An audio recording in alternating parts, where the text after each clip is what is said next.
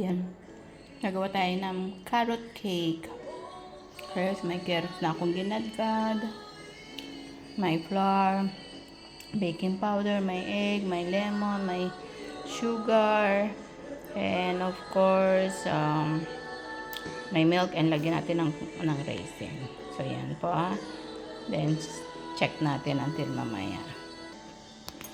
So, yan. Nilagay ko na lahat. Yung itlog, yung raisin, yung sugar, yung milk, yung baking soda, yung milk, pinch of salt, at saka yung lemon. Iano lang. Then, mix po natin. And then, mamaya lagyan na natin yung harina. Then, i-bake na po natin siya. See? Okay, yan. So, nilagay ko na po yung harina, konting butter, and then mix na po natin siya. Okay, yan po. And then, mekos lang natin until mamaya. Okay, yan. So, yan po. Okay.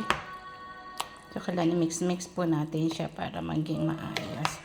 Tapos, lagyan natin sa pan, and then, okay.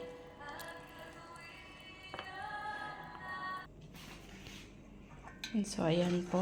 Nilagyan ko na ng oil yung oil.